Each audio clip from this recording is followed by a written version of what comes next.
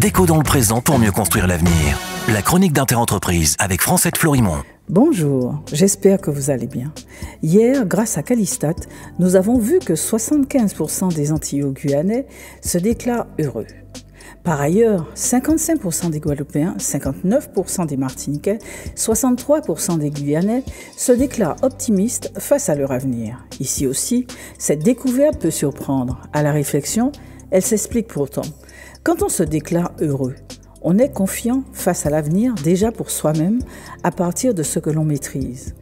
Voilà un nouvel enseignement mis en lumière par le sondage de Calistat.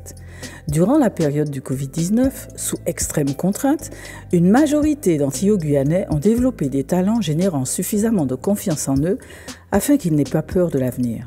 C'est une belle nouvelle. Notons cependant que les plus confiants sont en Guyane, à 67%, et les moins confiants en Guadeloupe, à 55%. Comment le comprendre ? Je tente une explication.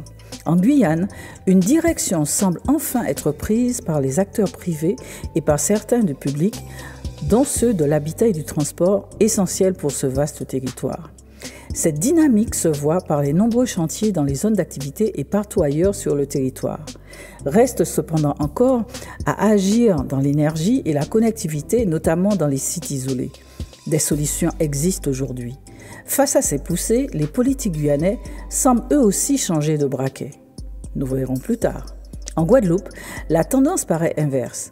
Ce territoire est en pleine mutation et la population semble davantage faire confiance à l'État plutôt qu'à ses élus pour peser sur cette transition.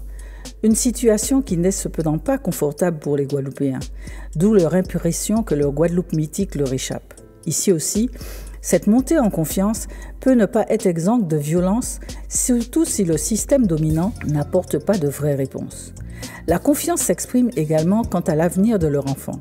55% des Guyanais, 51% des Guadeloupéens se déclarent optimistes en pensant à l'avenir de leur enfant. Seule la Martinique n'est pas dans le même état d'esprit.